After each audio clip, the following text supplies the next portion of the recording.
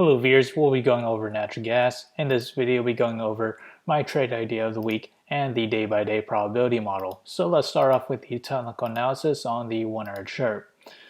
We remain in negative MACD and we're just off of oversold levels on the RSI. We remain below the 100 moving average, which will act as our temporary resistance at the price of $3.27.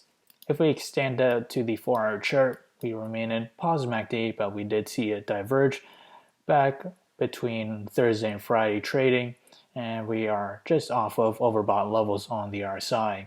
If we extend out once more onto the daily chart, we remain in positive MACD, see no signs of it diverging, and we're slightly off of overbought levels on the RSI.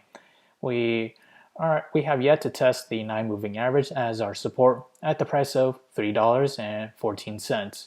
For my trade idea of the week, I'll be trading UNG, and my position size will be less than 1% of my portfolio, and my long entry will be at $11.87, which is this range right here.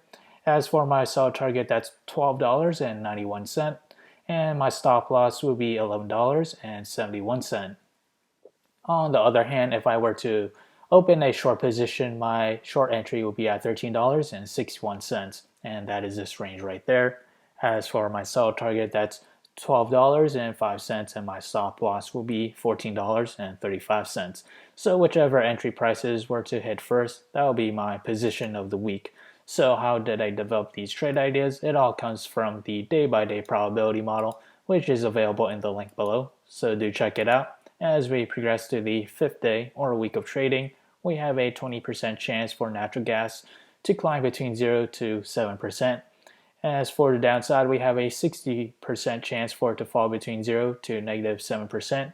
And for the extreme case to the downside, a 20% chance for it to fall between negative 7% to negative 13.6%. So if you enjoyed this content, feel free to like, comment, subscribe, and thank you for watching.